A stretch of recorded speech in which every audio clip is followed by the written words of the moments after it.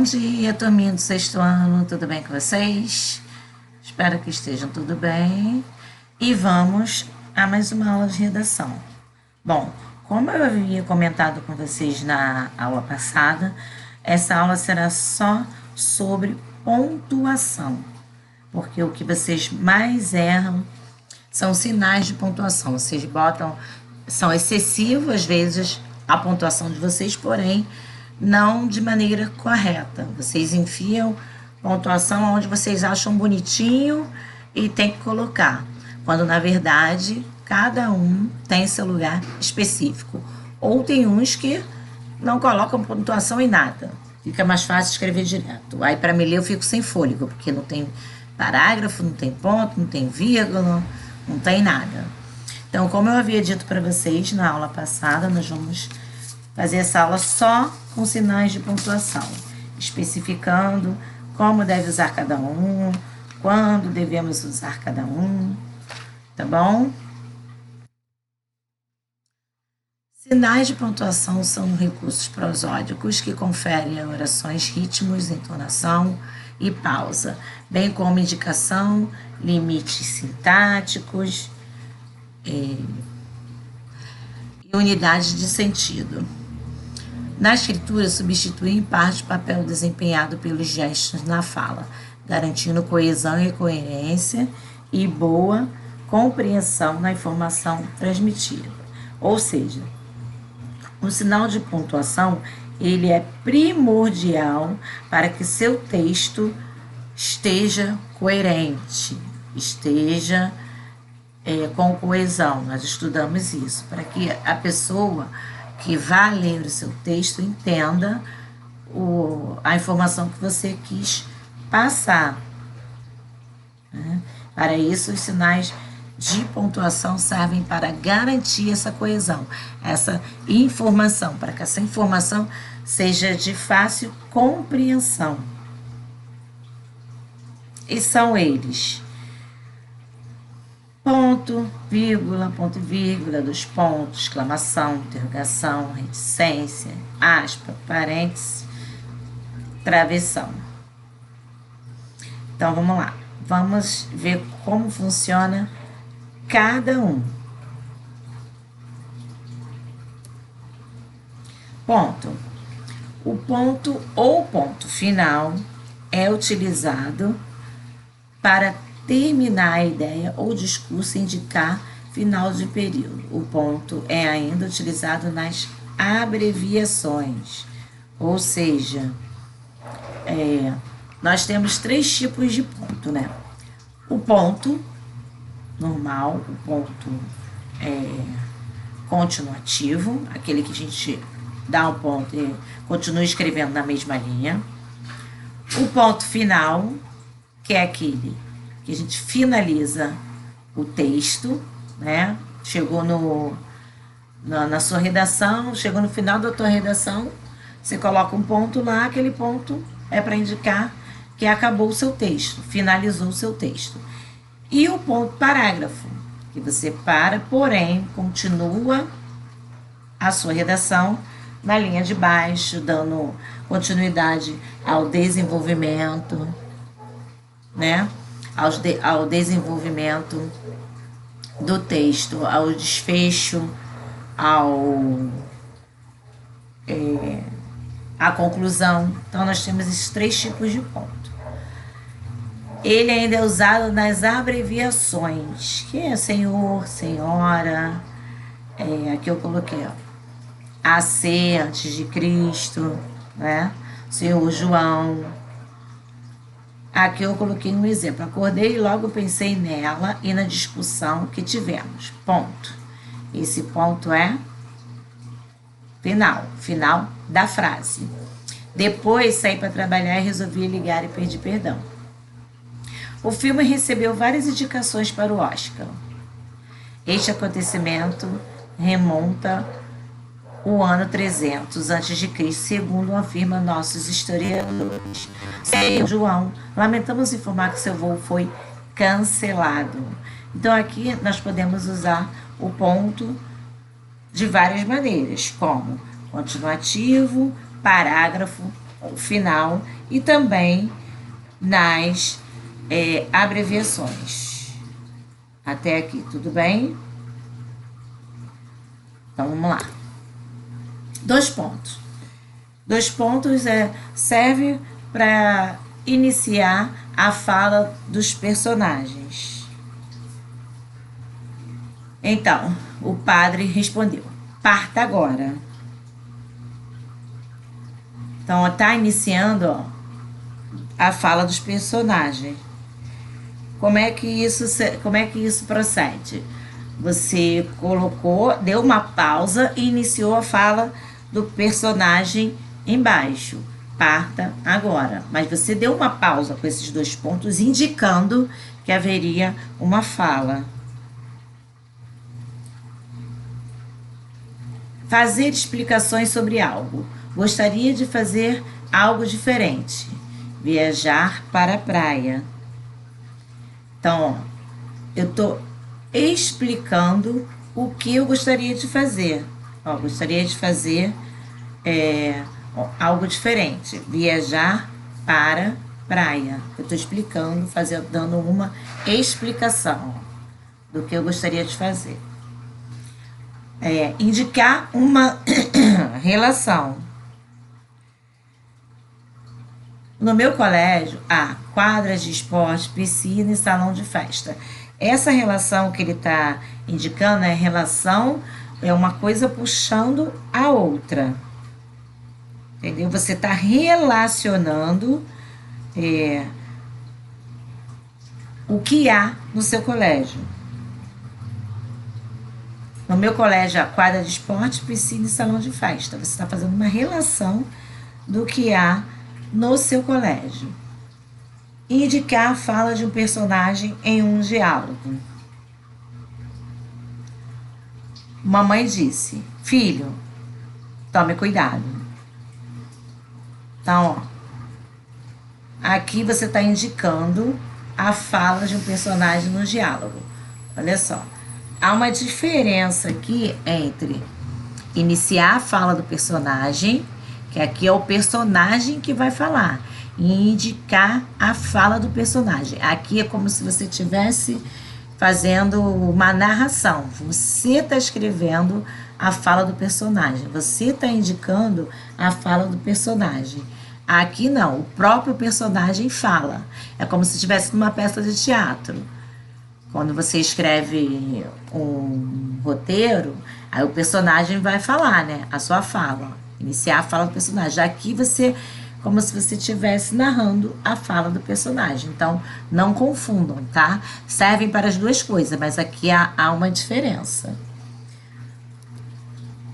Reticências. Usa-se para indicar dúvidas ou hesitação. Sabe? Aí você dá aquela pausa de hesitação. Preciso confessar uma coisa. Naquela viagem gastei todas as minhas economias. Então, você deu aquela pausa para indicar que você estava pensando. Indicar o que você estava pensando antes de falar. Ele deu aquela hesitação, parou para pensar no que você ia falar. Isso ou ficou na dúvida ou hesitou sobre o que você ia falar. Interromper uma frase incompleta sintaticamente. Talvez se você pedisse com jeitinho, né? Quem sabe a pessoa não faria. Talvez se você pedisse com jeitinho. Concluir uma frase gramatical incompleta com a intenção de estender a reflexão. Pedofilia, estupros, assassinatos, pessoas sem teor de moral, escândalos ligados à corrupção, assim caminha a humanidade. Ele está refletindo, está fazendo uma reflexão sobre tudo que acontece na humanidade. Ele pegou várias desgraças que vem acontecendo na humanidade e botou uma reticências para concluir o seu pensamento, a sua reflexão, tá? Então, a reticências pode indicar isso. Dúvidas, hesitação, né? Quando você pensa no que você vai falar, interromper uma frase, ou até mesmo dizer, como é que eu posso explicar? Falar assim, dar continuidade. Por exemplo, você está escrevendo um texto, aí você pega a parte de um texto e coloca reticência. Aquilo significa que tem mais coisas daquele texto. Você pegou um trecho só daquele texto. Você colocou reticência para indicar que aquele texto continua, que você indicou só uma parte do texto. Então, a reticência também serve para isso. Tá? Parênteses. Parênteses são usados para isolar palavras, frases intercaladas de caráter explicativos, datas e também podem substituir a vírgula ou travessão, tá? Então, vai isolar palavras é quando você isola uma palavra.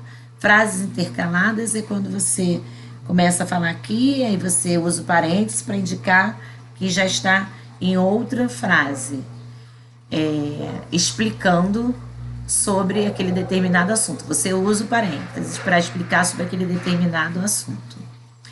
Datas e podem substituir a vírgula ou travessão dependendo da frase. Ó, Rosa Luxemburgo nasceu em Zamość, 1871. Ó, 1871 tem entre parênteses, porque é data. Você está especificando a data que essa pessoa nasceu.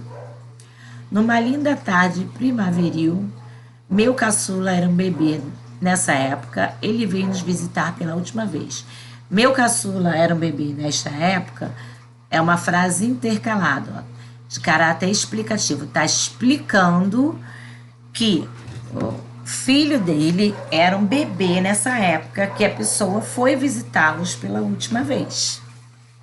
Tá? Então, o parênteses, não usem o parêntese para qualquer coisa, servem para explicação, isolar datas, pode substituir por travessão ou vírgula, dependendo da frase, tá?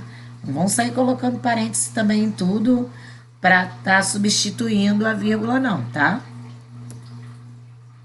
Ponto de exclamação. O ponto de exclamação vocês já conhecem, né? Indica alegria, espanto, irritação, medo, tristeza. Ele pode ser usado após o vocativo. Após o vocativo é o chamamento, né? É a pessoa ou palavra que você quer dar ênfase. Ó, Juliana, bom dia. Você está dando ênfase o nome próprio, Juliana. Agora, se você fala assim, crianças, façam silêncio. Eu estou dando ênfase a crianças. Isso é o vocativo. Frases imperativas. Imperativa é aquela que indica ordem, desejo, conselho. Então, fuja. Tá mandando você fugir, tá te dando uma ordem. Interjeições, né? Interjeições são aquelas palavras, né, que vocês já conhecem, que é a interjeição ufa, graças a Deus, socorro, ai, ui. Então, o ponto de exclamação se usa para interjeições, que geralmente indica espanto, medo, alegria, né? Após palavras ou frases de caráter emotivo ou expressivo, que lástima, que tristeza, que derrota, que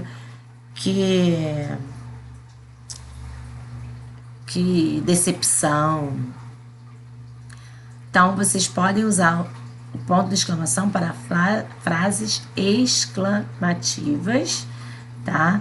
De caráter expressivo, emotivo, para interjeição, as imperativas e vocativos. Pontos de interrogação. O ponto de interrogação você usa para perguntas diretas.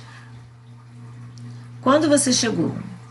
E às vezes pode ser utilizado junto com exclamação para enfatizar o enunciado. Quando ele fala enfatizar, é para dar ênfase, para reforçar aquilo que foi dito. Quando ele fala enfatizar, é para reforçar aquilo que foi dito. Não acredito. É sério? Então, exclamação e interrogação são os pontos mais comuns que vocês já sabem utilizar. Travessão. Travessão pode ser utilizado para os seguintes fins: iniciar uma fala de um personagem no discurso direto. Discurso direto é aquele que o personagem fala diretamente. O indireto é aquele que a fala do personagem é reproduzida. Lembram-se disso, né? Então ela disse: gostaria que fosse possível fazer a viagem antes de outubro. Discurso direto, é o personagem que está falando. Indicar a mudança de interlocutor nos diálogos. O que é a mudança de interlocutor? É quando uma pessoa fala e a outra responde. Querido, você já lavou a louça? Sim, já comecei a secar, inclusive. Então, é mudança de fala, de diálogo, de interlocutor, de um interlocutor para outro. Unir grupos de palavras que indicam itinerário. Itinerários são locais. Itinerário do ônibus, Copacabana, Leblon, Japeri Central. Isso é itinerário. O descanso do poder público com relação à rodovia Belém, Brasília, itinerário, Belém, Brasília, é decepcionante. Substituir a vírgula em expressões ou frases explicativas. Dizem que Elvis, o rei do rock, na verdade detestava atuar. Então, ele pode, em alguns casos, substituir o uso da vírgula quando uma frase for explicativa, de caráter explicativo, ou seja, quando estiver explicando alguma coisa, tá? Portanto, para dar uma explicação sobre o que foi dito. Aspas. As aspas são utilizadas com os seguintes objetivos: indicar a fala de outra pessoa, ou seja, quando você lê um trecho ou retira um trecho de um livro, você retirou aquela frase do livro que você achou bonito, você tem que colocar entre aspas, porque você retirou uma frase de um livro de uma pessoa que não foi criada por você. É como se você fosse sinalizar que aquela frase foi escrita por outra pessoa. Você só tirou, por exemplo, colocou no seu status, que vocês adoram. Mas muitas das vezes as frases não são suas. Essas frases têm que vir entre aspas, porque são frases de outras pessoas que vocês retiraram. Destacar pontos importantes, como nomes estrangeiros, gírias e outros. A aula do professor foi irada. Isso é uma gíria. Irada significa que foi boa, foi diferente, foi legal. Ele pediu um feedback. Feedback é palavra estrangeira da resposta do cliente. Indicar uma citação, é o que eu falei. Ia viajar, viajei. 34 vezes às pressas, bufando, como todo sangue na face, com todo sangue na face, desfiz e refiz a mala. O prazer de viajar, essa de Queiroz, tá vendo? Essa frase foi escrita por essa de Queiroz nesse livro. Então, eu tirei essa frase e fiz uma citação. Essa citação tem que vir entre aspas, porque a frase não é minha. Então, as aspas são necessárias para vocês destacar termos usados que não são criados por vocês, seja ele uma gíria, palavras estrangeiras ou até mesmo uma citação de livro, revista, frases clichês de cinema. Também usa-se aspas. A vírgula. A tão falada vírgula e a mais utilizada, que tudo quanto é canto põe-se vírgula. Usa-se vírgula nos seguintes casos: separar o vocativo, é aquele que nós já falamos, que dá ênfase àquele nome, aquele substantivo, aquela pessoa. Marília, vá à padaria comprar pães para o lanche. Separar o aposto. Aposto é aquilo que você pode estar enumerando. O aposto pode ser aquilo que você especifica. Camila, minha filha caçula, presenteou-me com este relógio. Ela está explicando quem é Camila. Então, está separado entre vírgulas. Isso é um aposto, porque se você tirar o que ela está explicando quem é essa pessoa, a frase ainda vai continuar tendo sentido. Ó. Camila presenteou-me com este relógio. Ela poderia só dizer isso, mas ela quis explicar quem é a Camila. Então, usou a vírgula para essa frase, para ela explicar quem é essa pessoa. Isso é o aposto. Separar elementos da enumeração é quando você vai enumerar, você usa vírgula. Meus bolos prediletos são chocolate, coco, doce de leite, nata com morango. Aí você está especificando. Se você fala assim, gosto de banana, morango, limão, abacaxi, frutas são o meu ponto fraco. Então, você está enumerando as frutas que você gosta. Aí você usa a vírgula para enumerar qualquer coisa. Comprei lápis, borracha, caneta, apontador, tudo na loja de papelaria. Tudo na papelaria. Você pode enumerar qualquer coisa, mas tem que usar a vírgula para fazer essa enumeração. Isolar o nome do lugar na indicação de datas. Lembra que nós estudamos cartas? As cartas não tem que isolar a data. Ó, São Paulo, 10 de dezembro de 2016. Então, quando você for colocar datas, tem que ter vírgula. Isolar expressões explicativas. Faça um bolo de chocolate, ou melhor, chocolate e morango. Então, e a vírgula também pode ser colocada após as conjunções, tá? Logo, portanto, porém, então, pois, se usa vírgula. Se vai usar uma conjunção, você vai usar uma vírgula. Não fiz as atividades, pois estava doente. Não fiz as atividades, vírgula, pois estava doente. Você está usando. Não fiz as atividades, vírgula, logo, não soube fazer a prova. Outra. Não fiz a prova, vírgula. Portanto, não tirei boa nota. Então, toda vez que você tiver que usar conjunções, você também usa a vírgula.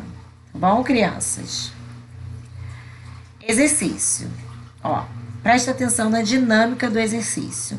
Uma história muito conhecida diz que, já no fim da vida, um senhor bastante rico escreveu seu testamento e, infelizmente, morreu antes de pontuar o texto.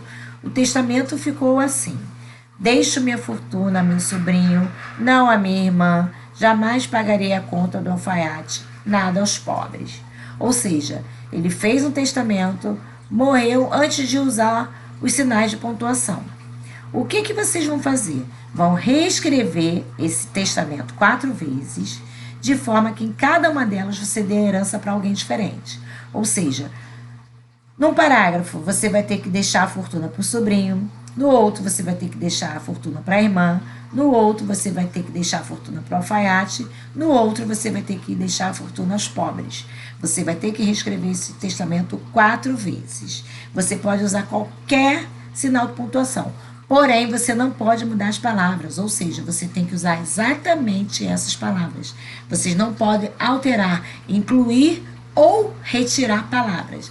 Tem que usar exatamente essas palavras. Você pode usar qualquer sinal de pontuação estudado, contanto que cada um, na sua reescrita, receba a fortuna do testamento. Tá ok, crianças? Dúvidas vocês podem mandar por e-mail. A correção será feita na nossa aula ao vivo, porém a correção será feita de maneira diferente. Cada um vai escrever do jeito que fez o testamento. Qual pontuação usou, de qual forma ficou, tá? Eu não vou dar a resposta. As respostas serão de vocês. Tudo bem? Podem mandar antes por e-mail para eu mandar uma revisada para ver se está certo, se está de acordo, se usou a pontuação correta. Porém, a correção será feita por vocês, tá bom, crianças?